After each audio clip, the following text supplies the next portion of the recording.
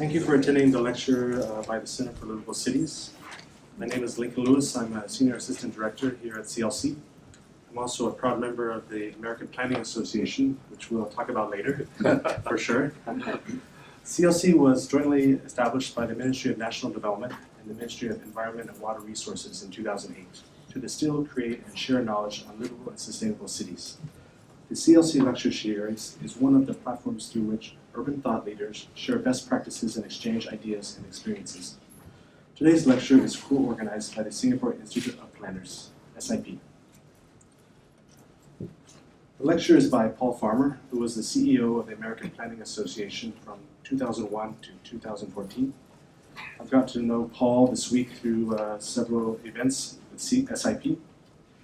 He attended Rice University in Texas for architecture and then Cornell for his master's in city and regional planning. Just to mention a few more points from Paul's long career, before APA he was the Director of Planning for the city of Minneapolis in the United States and the Deputy Director of Planning for the city of Pittsburgh.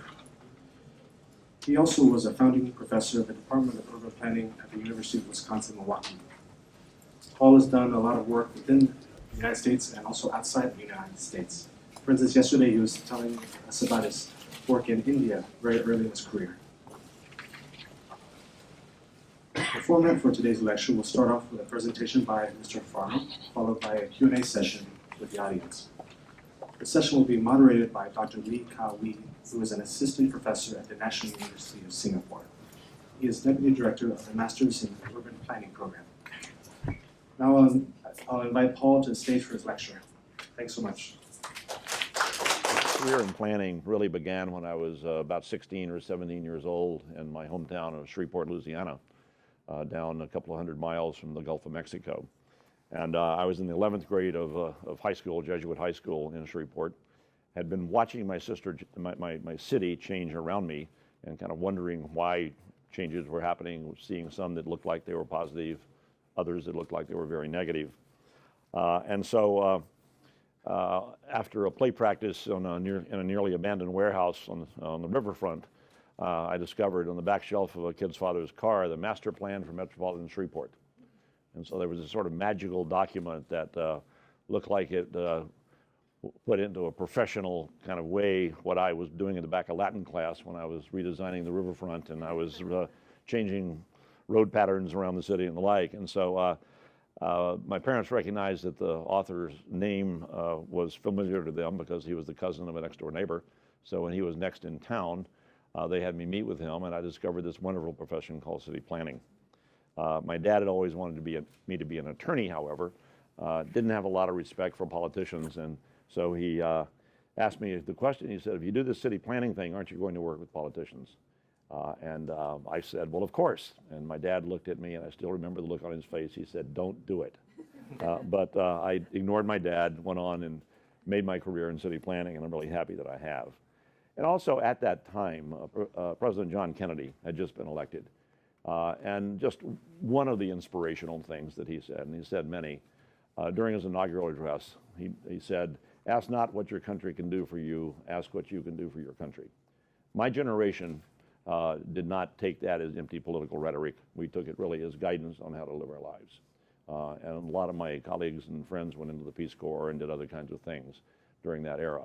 And a lot of people went into city planning for being inspired, not just by Kennedy, but by a lot of other people at that time. And so I spent the first half of my first decade of higher education, and you said I've been in this for a while. Yes, I have, because 1961 was when I discovered it. That was a while ago. But I spent the first half of my first decade of higher education studying architecture with a very eminent faculty at Rice University in Houston, as was said. Just so happened that when I arrived on campus, our freshman week speaker was President Kennedy. And that's when he gave in Rice Stadium what's called his moon speech, when he dedicated the country to the effort of getting a person on the moon by the end of that decade. Again, inspirational. The second half of that decade, as was said, was spent at Cornell University in upstate New York, where I did my doctoral work as well as my master's work, and had another eminent faculty. Didn't get a presidential welcome for some reason at that university, but I guess I was spoiled. So I rather naturally found my way into the university environment and spent about 10 years doing that, but practicing more and more on the side and getting more and more interested in practice. And so the following 2 decades were spent in practice in Pittsburgh and in Minneapolis, largely, 2 major U.S. cities. They were both being transformed at the time. And I taught on the side at both of those places.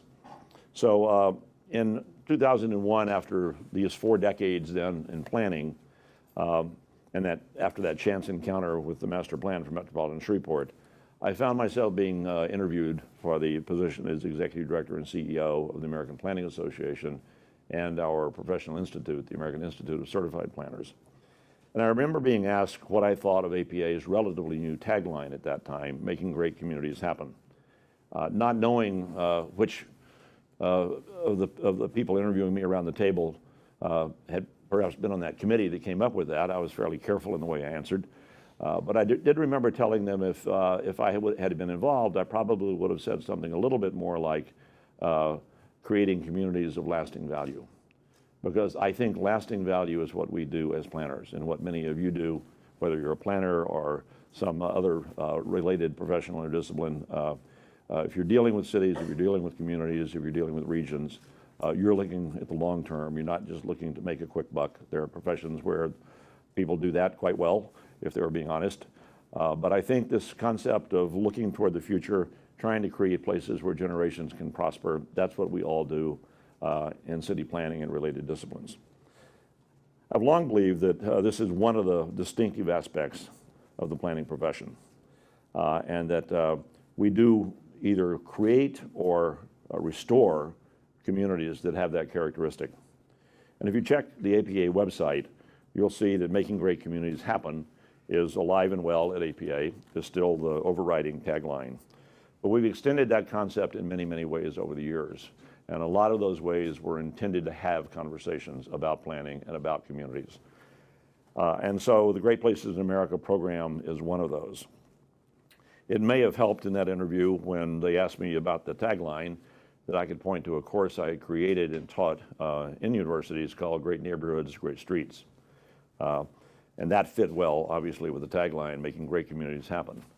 I had long been interested in this concept of value creation through planning and design for much of my career. In the early 1990s, while practicing in Pittsburgh, I was also teaching 2 courses, one in architecture at the Carnegie Mellon University and one in planning at the University of Pittsburgh. The architecture course was one where I was teaching building economics, and I would start by asking 2 questions of the students.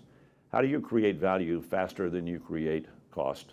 And inevitably, when you have to take some cost out, how do you do that faster than you take out value? And then at the University of Pittsburgh, we were dealing with cities.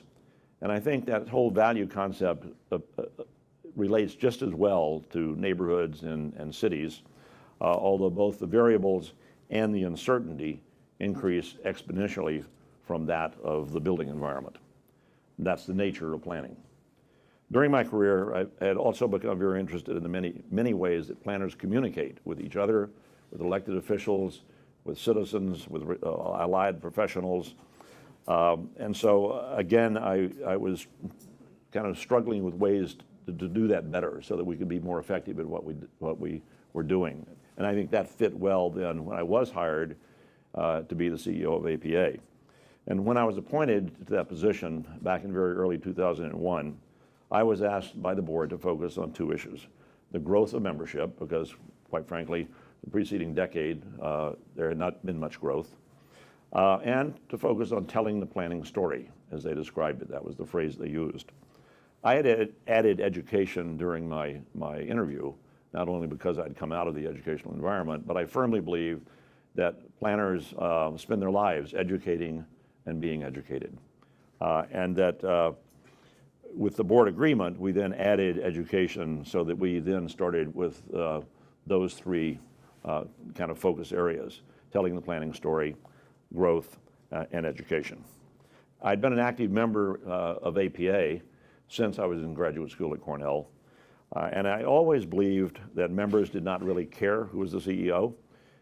They didn't care who was the president of the board or who the other board members were. The board might not like to kind of hear that, but I also believe that members shouldn't really care. The members wanted three things from us. They wanted planning to be respected. They wanted products and services that they needed to make themselves more effective in their jobs in their communities. And of course, they wanted value for their investment, whether it's monetary value or in terms of their own volunteer efforts, because a lot of their members give generously of themselves to the planning profession and to communities in need. So over a couple of years, the leadership and staff addressed these three areas. To tell the planning story, we created the most comprehensive communication strategy in APA's history. We started the conversation with Americans about planning. We vastly expanded education, taking advantage of rapidly changing technology. And we developed a targeted growth strategy that saw our membership grow over just a few years from 31,000 to 45,000 before it settled back a bit with the Great Recession. Growth certainly provided more resources that we could use in a variety of ways, including focusing on those first two, communications and education. For our communications, I used a model that I had learned about as planning director in Minneapolis. The city wanted to expand the convention center and needed to convince the state legislature that Minnesota should become a financial partner with a pretty high initiation fee. Lots of people needed to buy into the idea, and as a planner, I knew the importance of buy-in from a variety of stakeholders. For APA, this three-focus model meant first deciding why we wanted to grow, since different growth targets would lead to different outcomes. In a sense, we first had to decide who we wanted to be. I had the board go through several growth exercises that I had pre-tested first with my senior staff. And in terms of the number, the target, I presented three options to them. Grow by 5,000 members, grow by 10,000 members, or grow by 100,000 members, all over 10 years. They chose the middle target, which was actually a stretch goal, because we had only grown by that number twice during our entire history. We then chose, with that middle target of 15,000 members to be added to the 31 we were starting with, about half a dozen target audiences. These included students, professional planners, planners of color, planning educators. Then we developed a strategy of how to reach and convince folks within those target groups to come and join us and be part of our effort. We followed the Minneapolis Convention Center model, and we asked ourselves several questions. Who are we trying to reach? How might we reach them? Who should reach them? How often? What's the message? In other words, how will we frame each one of those conversations? The communication strategy that emerged for APA required some tough decisions. I had one director on our board, for example, who would drive to work each day in Florida, and he liked to listen to National Public Radio, and he heard advertisements every day by the American Institute of Architects, the architects organization. And they were billing themselves as the savior of those stuck in traffic, or the savior of those who were stuck with bad public schools. And so this director said, we've got to fight back, because architects don't do those things, planners do those things. And so we looked into it, found out that AIA had already spent $5 million on the advertising campaign, and they just decided to spend another $5 million. So I took the bad news to this director and said, we don't have $10 million to spend. Besides, I don't think that campaign would be effective for planners. I didn't even think it was effective for architects. And so they had a membership of 85,000. We had a membership at that time of 31,000. So we didn't have the money if we wanted to spend it that way. But the message I really gave Bob was, we need to be smarter. That's what we need to do. So as just one part of our own extensive effort in this communication strategy, we relied heavily on earned media. The concept that you want to create something the media will find so interesting that they cover it as part of their programming, essentially repeating our messages for free. Once our messages reached people, we wanted them to become engaged, not just hear the message and go on with their lives. We weren't selling toothpaste. We were selling something we thought that was far more interesting, but required a commitment. Because if you're going to change the future of your communities, you don't just read about it in the paper and maybe vote once in a while. You really want engagement, and I have very much enjoyed the process of public engagement throughout my career.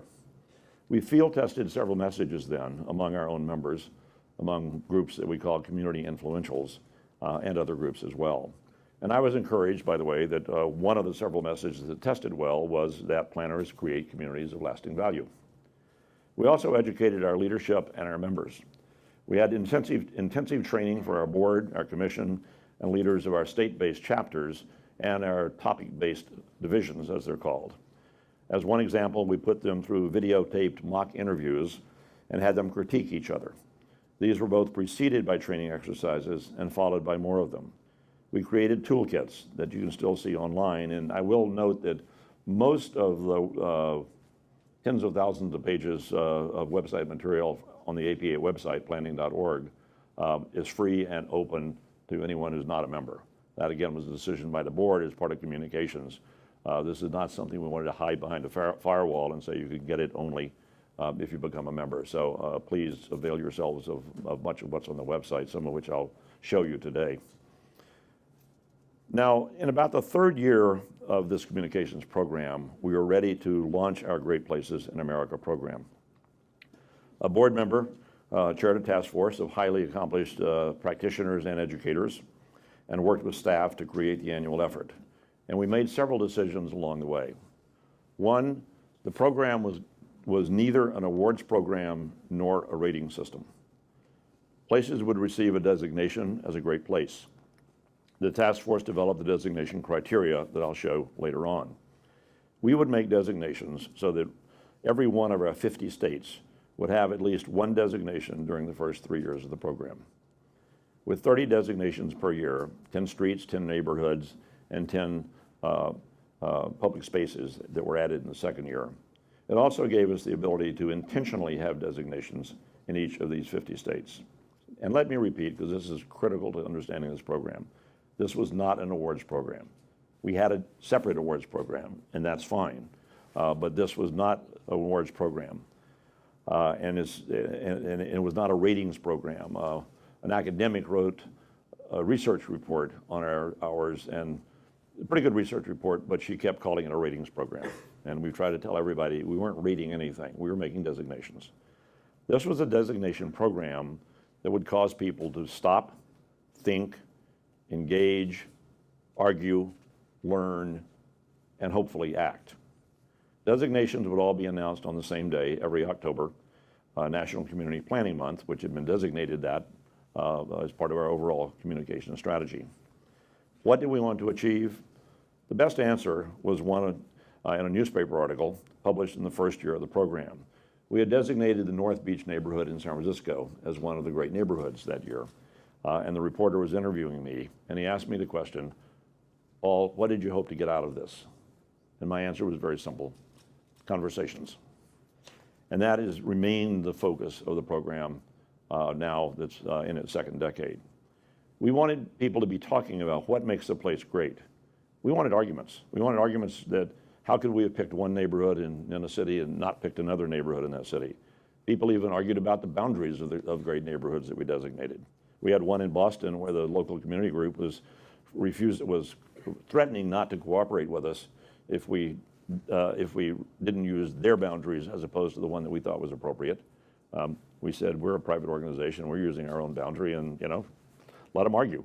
And then so they came around and they were then happy to be a designated great neighborhood. But those kinds of discussions, again, that's what we wanted, whether it was among academics or neighborhood groups or politicians, whomever. As a matter of fact, we wanted mayors to be proud, and boy, were they. We wanted our planning directors to be proud. We'd give them a shot in the arm, and they too would boast, argue, and good-naturedly kid each other when they got together twice a year for big city planning directors workshops about who had gotten the designations and who hadn't gotten the designations. Those directors used GP&A to create conversations in their own cities. And remember when I said that our members wanted tools to make them more effective in their jobs. It was gratifying to see how many used GP&A to do just that, make themselves and planning more effective back home. We wanted people to understand the role played by planners, as well as the qualities that emerged as great, even if the planners weren't directly involved. In a number of our designations, there wasn't the hand of a master planner. It might have been a master builder, and neighborhoods emerged in the late 19th and early 20th centuries. that would qualify as great neighborhoods, but you couldn't find the planner or the planning firm's name attached to it. GP&A was made for the media, and certainly social media. And the social media would explode every October each year when we made our announcement of the 30 great places. We would typically stage the announcement of the list of all 30 in a major media market, such as Washington, D.C., Chicago, Houston, or San Francisco. It's a funny story about New York. We chose New York, obviously the biggest media market one year, had a great event there, and a number of people came, including politicians. Got zero media coverage. It was no big deal in New York. And so we decided after that, okay, we can go to any media market in the country, but not New York. You can visit, if you visited APA's website every October, you also would find that we made sure that we had the landing page filled with information that planning neophytes might find engaging, because we saw that our own website, there were 2 times a year when it would pop up. One was when we announced the great places, and the other was when we opened the registration for our national planning conference. And we would make sure that the information that you saw when you landed would be different and appropriate for different times of the year. That was another part of our communication strategy. The web was very, very useful in helping to tell that planning story. So if you want conversations about planning, you need to develop a strategy and you need to follow through. One year, Travel Holiday magazine ran a story on APA's great neighborhoods and said that APA got it mostly right. But again, a major magazine was covering our program, and we didn't pay a dime for that. It was earned media. By an industry standard metrics, we reached about 22 million people every October. That's earned media, and it wasn't costing millions. Real estate agents started putting a designation in their ads, APA Great Place. We hadn't even gone to them. They just found out about it and started selling more houses that way. We were thrilled. So remember when I said we didn't have the cash the architects had for advertising, so we had to be smart. Well, we followed up, once we learned from the real estate agents what they were doing, with a program where we distributed decals so that merchants in designated neighborhoods could put decals on their window, which called attention to planning and called attention to APA, and called attention to the need for conversations, because somebody would ask the merchant, what's this decal right up with Visa and all the other credit cards and the like. There's an APA Great Places designation. And so those are the kinds of, we were looking for conversations kind of wherever we could create them. We had a Pittsburgh-based graphics and communications firm, ThoughtForm, design our whole branding program, which was part of the communications program. And so we did spend money on this. It wasn't a kind of a free program that was just done by staff. We got professionals who knew what they were doing. One October, probably maybe 5 years ago, I was walking in Philadelphia and going to Reading Market, which is a wonderful market in downtown that had been designated as a great public space. And there in the market were 8 by 12 banners hanging from the rafters about their designation that year of Reading Market as a great place. We hadn't paid for the banners. We made our design templates available, and so they had taken it to a designer and gotten their own banners made. So again, sort of not earned media, but earned advertising in that sense, since we weren't paying for it. There were also extensions. We published in our own magazine, Planning Magazine, which is our popular magazine. We published a story every year about the designations, and we held sessions at our National Planning Conference about the designations. Globally, we also had extensions. Soon after we had started the program, we assisted the Canadian Institute of Planners in creating the Great Places in Canada. And soon thereafter, RTPI and PIA had created their own Great Places programs in the United Kingdom and in Australia. State chapters, so we extended our program globally, but we also extended it within the US.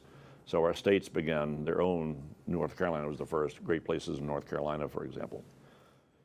One of the ways that I would suggest that we improve our plans is to make them reader friendly. People read articles, they read short stories, they read novels, fiction, nonfiction. Very few people read technical journals unless they have to do so in their job. When we have conversations, we don't talk in jargon. We don't number our sentences. We don't talk in bullet points. No, we talk in sentences, paragraphs. We constantly interrupt each other. We go back and forth. So please make your plans stories. When I arrived in Minneapolis in 1994 as the planning director, I inherited a legacy of very effective downtown planning that began in 1959 when a major employer surprised everyone by announcing they were moving to a campus in the suburbs. They'd kept it very, very secret. And so the city had to respond, and they responded in several ways. One of them was to say, we're going to make a downtown plan, because they hadn't had one. So in 1959, they adopted a downtown plan. And when I arrived in 1994, it was time to do the 5th update of that plan. So I began talking with downtown leaders, politicians, bankers, engaged citizens. It was interesting to me because virtually everybody knew what was in that downtown plan. But I asked them, and they all said, I won't say all, vast majority said they had never read the plan, but they knew what was in the plan. Why? Because that plan was built on stories. And that's an effective plan if somebody knows what's in it and they haven't read it. The world's long-lasting major religions are built on stories that are written, but are often told orally and examined orally.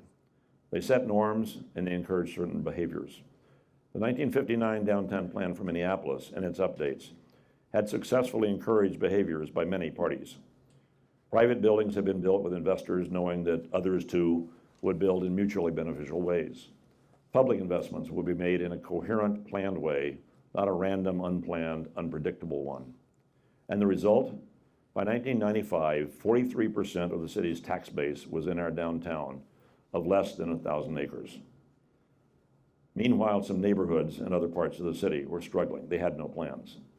It was interesting that 43% of our tax base was located on less than 2% of our land. I used that to sell the idea to the city council. We needed plans everywhere. We didn't just need a downtown plan and say, oh, Minneapolis is healthy. The comprehensive plan hadn't even been updated in 17 years. Most of the neighborhoods had no plans.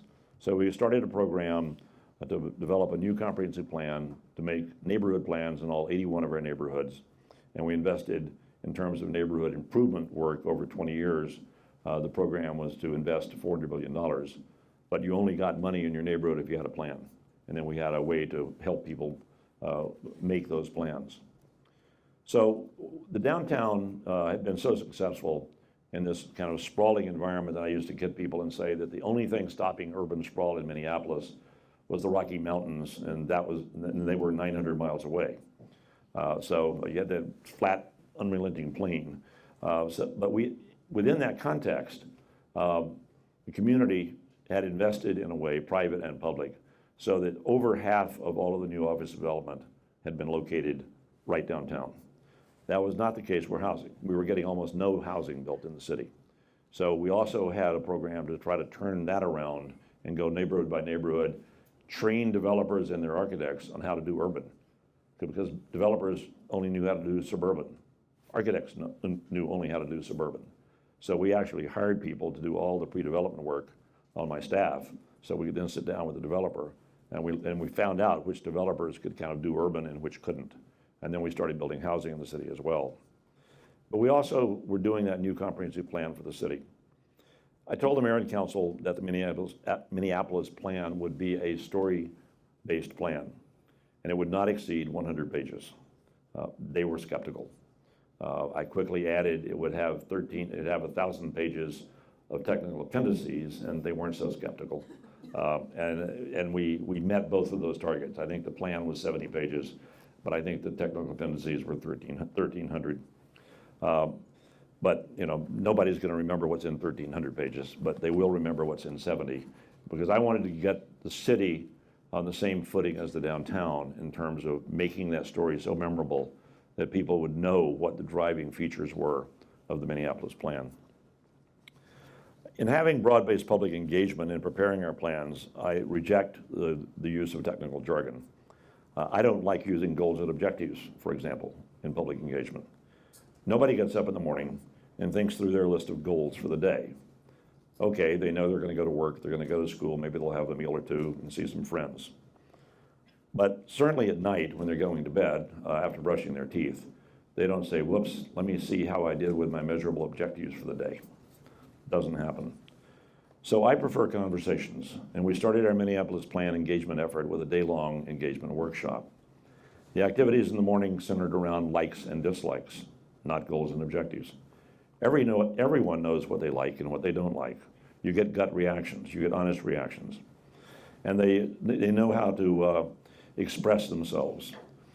Goals and objectives far too often are used in the US when planners begin an engagement process, and they're unnatural to people, since soon the discussions around the tables are dominated by those few who are comfortable with the jargon. I object less to visioning since I find that everyone is eager to talk about improvements, often beginning with those likes they discussed earlier. Walt Dietzick, a Brust council member and an ex-police officer, had said to me at the public hearing held when I was going through the appointment process, Mr. Farmer, if we hire you, I hope you won't be another one of those damn planners who can never get anything done. And I told him, Mr. Dietzick, I hope you do hire me. And after you've had a chance to work with me for a while, I hope you'll describe me as either a pragmatic visionary or a visionary pragmatist. I think effective planning requires both of those. Dietzick and I got along just fine. We also developed what we call the Learning From series held at City Hall. Anybody could propose it. So somebody could come and give a talk about learning from Cleveland or learning from bicycling or learning from Amsterdam or learning from disasters. And again, you didn't need a PhD, you didn't need to be a planner. And that was a way to engage in a mutual learning experience that helped to give credibility to our efforts to engage people in the planning effort. And so APA doesn't just provide, and these are different types of conversations than the GP&A I've been talking about. You know, GP&A, we created a program. We kind of force-fed people at the beginning. We didn't control those conversations at all. And the Learning From series in Minneapolis, we also didn't really control in the sense that we let anybody come talk about anything. We had council members who would show up. I don't think any one of them ever dared make a presentation. Now, our presidents of APA serve 4-year terms. The first year is president-elect, the middle two is president, and the final one is immediate past president. We found that continuity to be very helpful. And one involved the issue of sustaining places, where Bruce Knight, who had chaired that original GP&A task force, had become president. And at Rio in 2010 at the World Urban Forum, he announced our Sustaining Places initiative. We chose Sustaining Places carefully in terms of the name, because we said, you know, cities sustain us as a civilization. And we also need to be better at sustaining the places we develop. We don't want throwaway communities. So we kind of used the language in both of those ways. Bruce was followed by APA President by Mitchell Silver, who's now the Parks Commissioner in New York. And he wanted to advance the idea that we needed to provide ratings of comprehensive plans in order to approve them. So here is a concept of ratings being introduced. And he asked David Gottschalk, who had been on that original task force for Great Places in America, to work with our research director, who had come from the world of practice, David Rouse, in looking at how we might rate plans. We got people to serve as guinea pigs. We had day-long workshops at our national conference over several years where people would bring in their plans, have them critiqued. And so out of that has come an effort to basically say, what should a comprehensive plan have? What does it need? We haven't exactly tagged them great comprehensive plans, but it's the same sort of concept. And so there we're talking more to our own members, the people who do the plan making, but they're bringing in their own examples. That program is also well kind of documented on the web, so you can find that out as well. And in that we sometimes use our own jargon. So telling the planning story then, the conversations that have come out of that, number one was the multifaceted communications plan. Number two was GP&A and the whole concept of earned media and the conversations. Number three was sustaining places that came out of owning a piece of sort of the sustainability discussion that was expanding around the world. And then number four is making our own plans better, learning how to tell our stories better. And in conclusion, I wanted to simply kind of describe my planning family. I've told you how I found my way into planning. I also met my wife, Connie, in the planning program at Cornell. She was one of two women. The class before us had been 100% white male. Our class was 100% white, had two women. The class after ours was half women with a number of students of color. That was how rapidly things were changing back in the late 60s. And so my wife later added a law degree. She practiced transportation planning and the like. Our son is in civic innovation, now working for a private company after spending several years in Obama's White House in the Office of Science and Technology Policy, where with his boss, Todd Park, they created the Presidential Innovation Fellows Program. But I wanted to close with a few comments about my daughter, Lee. 15 years ago, she returned to the U.S. after living in Ireland for 3.5 years. On a career path at that time to teach Irish history, she had written her dissertation on urbanization and urban conflict in mid-19th century Belfast, antecedents of the Troubles. She moved to Boston, where her younger brother was at university, and took a job through a temp agency with a large engineering and planning firm. About 9 months into that job, she was talking to me on the phone one evening, and she said, "You know, Dad, what you do is interesting after all." And so soon she was at the University of Pennsylvania studying for another degree, a master's degree in city planning. A year after she had started her career now as a planner, she volunteered through her company to assist with the post-Katrina hurricane and flood disaster recovery in New Orleans, arriving mere weeks after the disaster and staying among the destruction for 5 months. After returning to her job in Washington, D.C., she and her roommates came home one day and found that all of their laptops had been stolen. And a few weeks after that, my wife asked her how she was doing, and our daughter replied, "Mom and Dad, I was in New Orleans where people had lost everything, and others had their life's possessions piled up along the curb, waiting for the trash trucks. I lost a computer. So what?" My daughter reminded me that the effective planners that I have worked with for so many years, my colleagues, show this other trait that I think kind of runs in the planner's DNA, and that's empathy. I've seen it so often. So I ask all of us to never forget that we should be proud to be in service to our communities. It's a noble profession, as Michael Sandel, a professor at Harvard, once told planners when he was our keynote speaker at the Boston conference a few years ago. And as I urged planners yesterday, keep pushing the boundaries. We need boundary pushers in this profession, just like in every profession. And as I've urged all of us today, keep thinking ahead both for our communities and for our ever-evolving planning profession. And keep having conversations about what people really care about and planning's role in delivering what they need and what they want. I congratulate you.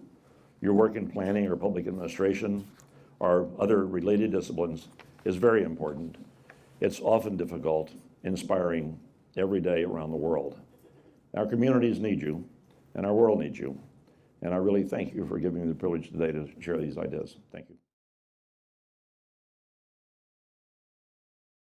Just listening to this very personal story about almost 50 years career, starting from the 60s to today, is really fascinating because so much of planning theory and so much of the progressive spirit of planning grew up from this period in the 60s.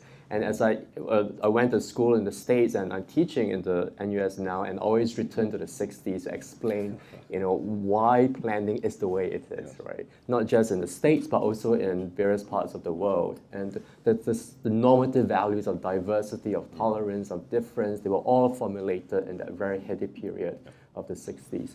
And I think that's a really important thing that we should remember when we look at the projects that you're telling us, the great places of America, and this effort towards conversations, this broad-based participation, bringing different people to tell all kinds of stories about planning.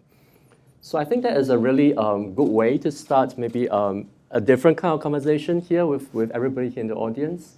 So let me open up to the floor. Maybe we'll take 2 questions at a time. Just based on the 2 short visits that you've had here so far, Paul, what are your favorite places in Singapore that you've seen so far?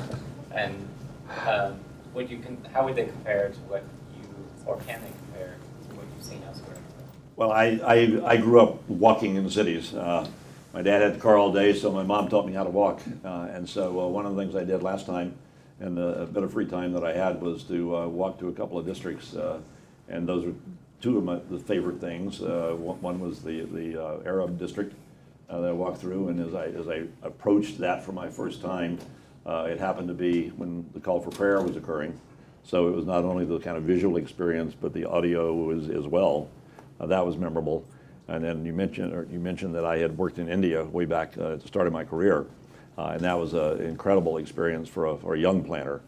And so I spent half a day walking through that area of town as well. So those were two neighborhoods that I could kind of reach by walking from my hotel. So I've enjoyed those. I also just, I don't know Singapore well. I'm trying to learn more about it and read more about it. It's a fascinating story, obviously, and you've all lived part of that story, different parts of the story. The closest thing I can think to is my time in Naples, because I was surprised when I was in Naples that some years ago that the fourth consulate that the U.S. government ever established was Naples. Because Naples was a power at the time, and of course Italy didn't become a country until early 20th century, because they have a series of city-states, and so Naples and Venice and others were city-states. Singapore is a city-nation, and so I don't think even Naples was a city-nation, and so it's kind of fascinating to try to come to grips with what that means, in terms of the economy, and we talked about this yesterday at the panel discussion, economies are changing so much more rapidly. We're never again going to see a Detroit that had the car industry for 100 years, or a Pittsburgh that had the steel industry for 150 years. Guangzhou, when I was there a few years ago, they were lamenting the loss of 400 shoe factories. And a couple of decades before, they had no shoe factories. Now they had so many, they were losing 400. So that's the rate of change. So it's fascinating to me to kind of, and you're all dealing with this, what's your next story here in Singapore? You've gone through a period of foreign investment, of manufacturing that wasn't here, that was then developed, manufacturing that transitioned then into a kind of higher end manufacturing. And so looking ahead, and U.S. cities are going through that same thing constantly. U.S. cities are often in competition with each other because they're all within the same national boundary. So those are just some challenges that are also fascinating to me that are beyond the walkability of the city. But those are a few observations from somebody who's probably now in his 6th day in total in Singapore. I think on the issue of the stories, telling stories, I think at least in the case of Singapore, we are pretty capable of telling a certain story. The Singapore story, I think everybody is aware. You go down to the URA gallery, there is a very kind of a strong narrative happening there. But I think the task, at least if I look at the project, this project, the task is to get a broad base of people to tell their stories about places, about their lives in certain communities. And then the even more difficult task is to get these stories to sustain themselves, right? So it's not about okay, let's get together, tell stories, and after that, when the kind of the organization is gone, everybody just goes back and everything falls apart. I think that's what is fascinating about this project. I think the kind of sustainable energy that is self-generating. One of the things we tried to do with Great Places in America was to find neighborhoods that many of whom had fallen on hard times sometime before, but then through a concerted effort, they'd come back. There had to be some effort to sustain them, so there was something to come back. You can go to Detroit, you can go to Chicago, you can go to some areas of Pittsburgh where there's nothing left. So you can't exactly sustain the neighborhood when there's one house per block left. But in a lot of these neighborhoods, we found that they were threatened, and they could have gone the way of some of those neighborhoods in Chicago or Detroit. But somebody, some group of people, stepped forward, recognized the value, and through a lot of hard work, now they are being recognized in this way. And I'm sure that they have also then trended upward in terms of income levels. But for those neighborhoods, they were choosing between no longer existing versus setting themselves on a path of rebirth. And I guess the other thing that I'd love to spend time understanding with Singapore, and when you look at the massive buildings that are around, I'd love to see those periods of rebirth and see what succeeded what. Because obviously, you know, you didn't just have nothing that became this. There were lots of interim sort of stages. Yeah. Just want to tap what your experience is of from the 60s till now and maybe in the future. What are the shifting priorities in terms of planning experience? Of course, there are some set things that people want, job and everything else, you know. What are the different priorities that over the years have shifted? That's a very good question. The question was, since the 60s, what are the shifting kind of priorities and what are the shifting stages of planning and the like? Very good question. The 60s were this time of questioning. They were questioning of commitment to social values, to diversity. No doubt about that. The 80s were a different kind of period, and I've talked a lot with the Brits about this. You know, Ronald Reagan in the U.S. said that the only thing government can do is bad, and you know, Ronald's partner across the pond there was saying the same thing. Both the UK and the US at that time suffered through a period where it was no longer popular for young people to go into public service. They were being told by their government leaders that government service was bad, essentially, and planning suffered in both of those countries, and applications to planning schools declined in both of those countries. We don't yet know what the effect of Donald Trump is going to be in the kind of national mood. It's too early in the presidency, but there's going to be an effect. So we'll wait and see on that one. So planning started coming back again after the 80s, in the 90s.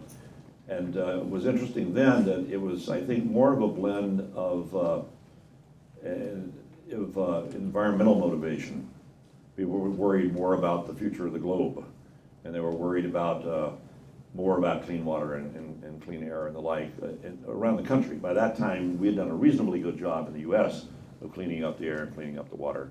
So I think that when you talk to planning academics about who was going into planning at that time, they were no longer motivated by diversity and the kind of social objectives. They were motivated more by the sort of save the planet overarching theme.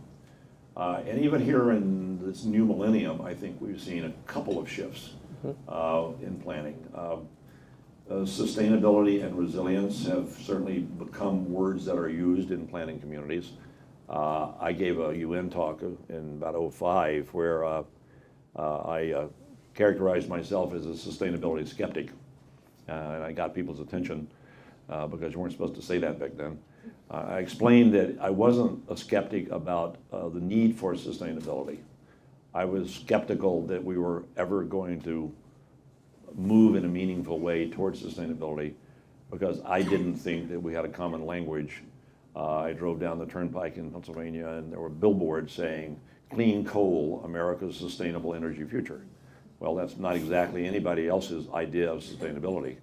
And so I think that that's been something that planners have been grappling with. And then along came resiliency.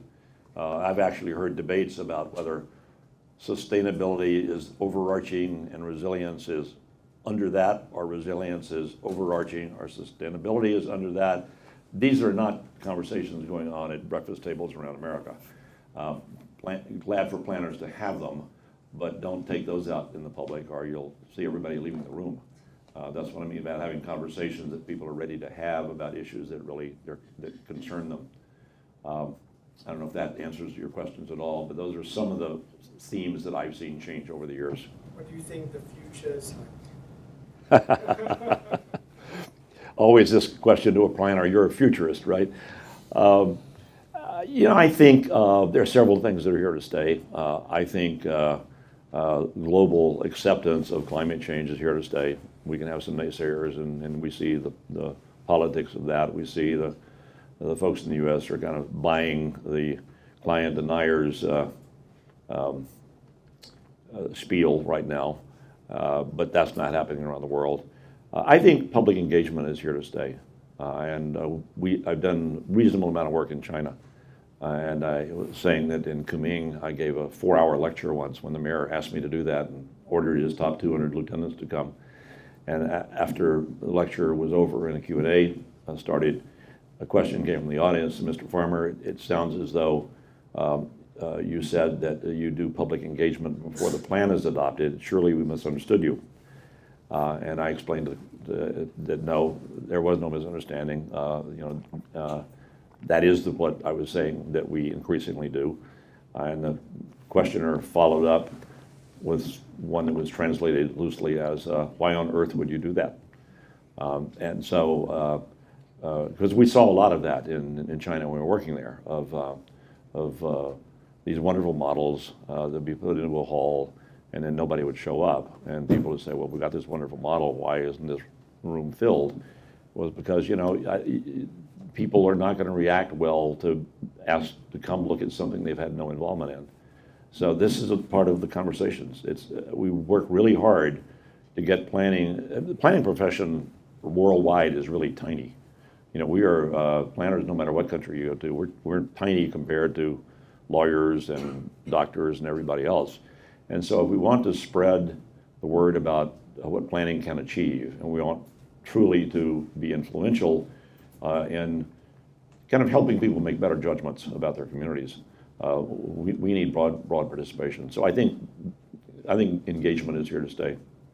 And as I said, there's no doubt in my mind that economies are going to change much more rapidly. Urban regional economics was a core area that I studied and taught in, and no doubt in my mind that economies are going to change more rapidly. And a lot of planners aren't very used to dealing with that. They may be used to dealing with urban design and things like that, but not that kind of economic change. My name is Martha. I'm also from the US. I'm a community researcher at CLC.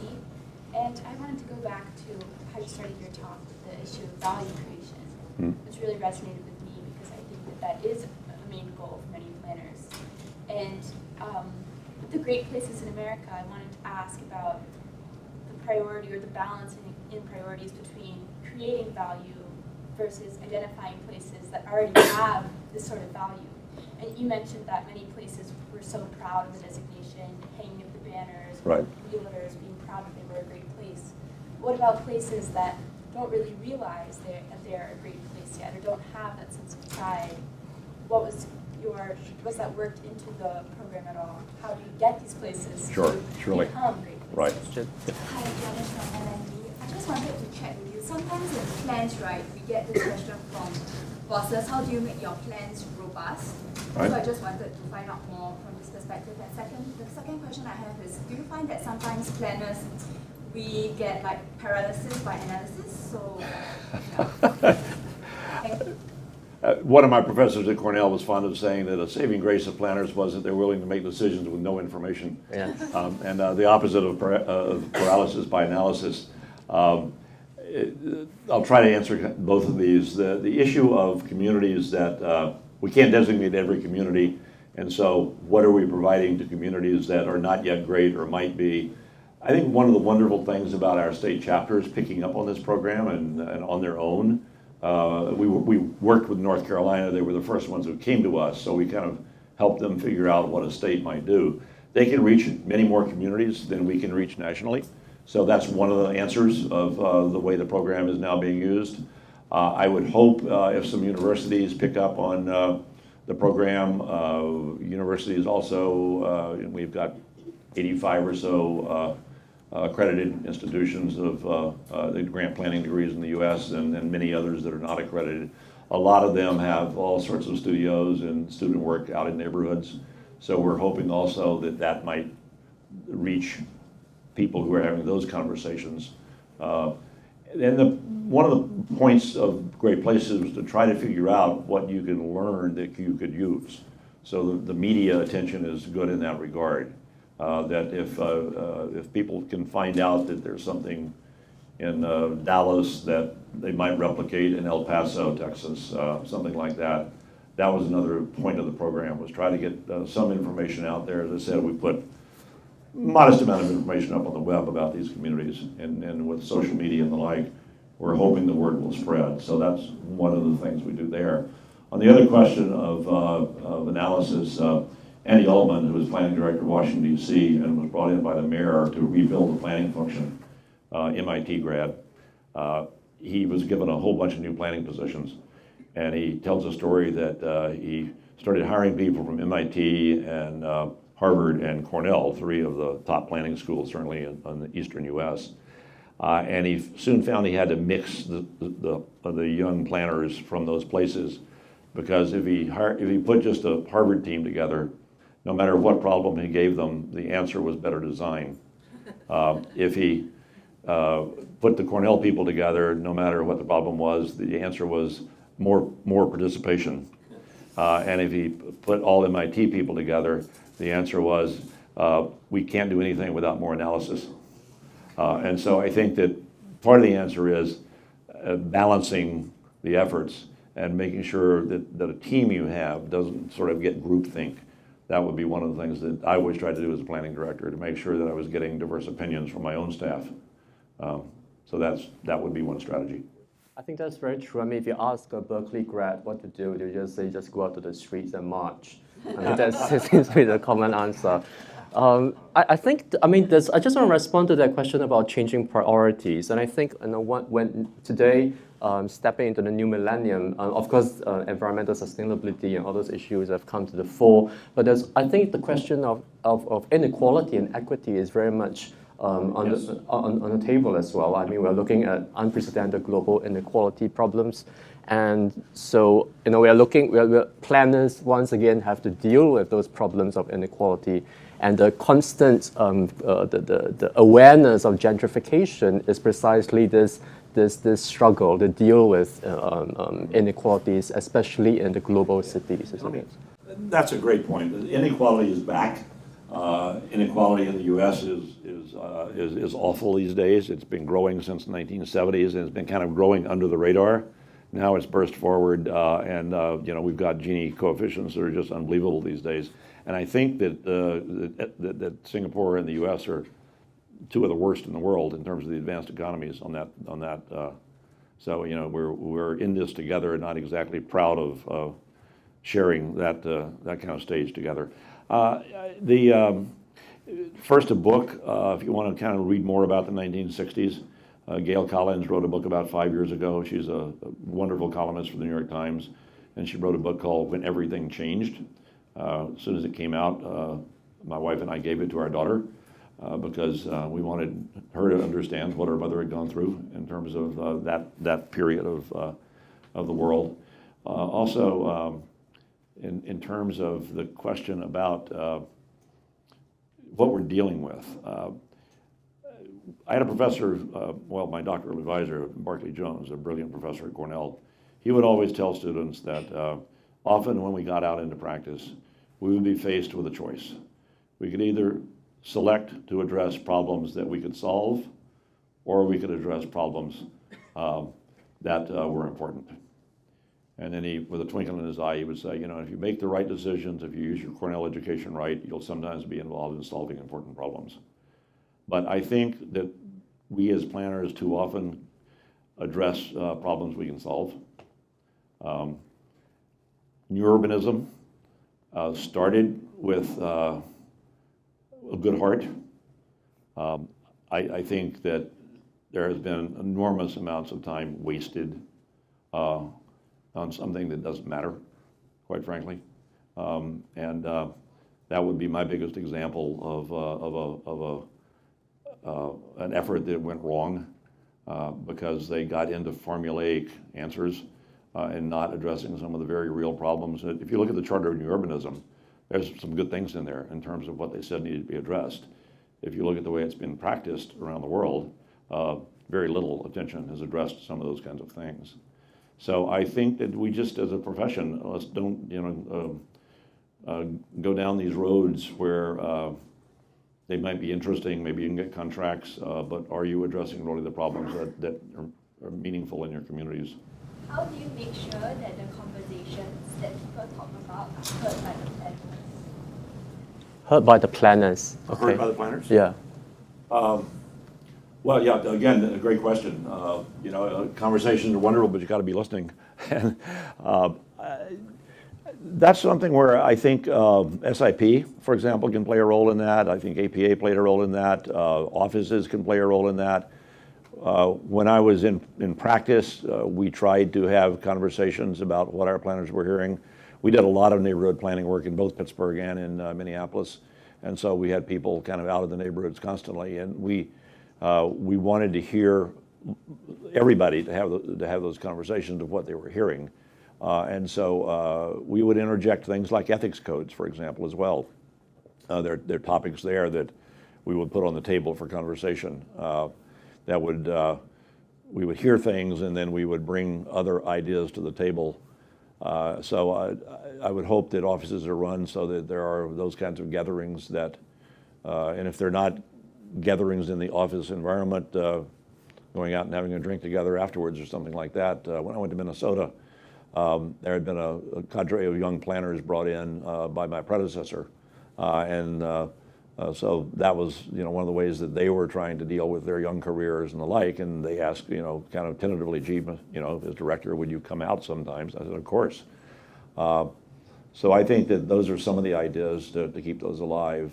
But if you have we also have planning commissions in the U.S. A lot of places have them. Not every place has them. I was blessed with fantastic planning commissions in Pittsburgh and Minneapolis. In Minneapolis, particularly, they wanted to be dealing with more important issues and not just the sort of legally mandated site plan reviews and the like.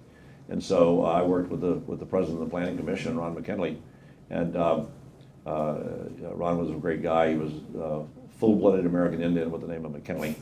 So I don't know where he got the Irish part of that, but he was great. And we said, look, you know, if we're at meetings, the legally mandated stuff in the hearings, that's always going to gobble up all the time. So we just said, fine, every other meeting, we're going to do nothing but the big picture items. I got my mayor and council to agree with Ron McKinley that each year there would be 4 important items that the commission would address. And it wouldn't be 3, it wouldn't be 5, it was 4. So we would have those conversations. That was one of the ways that we decided that we would set aside a space to have those important conversations. So there are a variety of techniques like that that I think are around, and others that you can invent. So maybe I'll have the final question, just a comment maybe. Well, I used to work in the URA, that was about 10 years ago. And of course, at the time, I was a very junior officer tasked with making insignificant decisions. But learning. Learning, yes. But I suppose the point, the idea that you know, as a planner, you're always working within limit. You try to be rational. You try to consider all kinds of factors, but of course there are limits to how much time you can spend. Your rationality is bounded, right?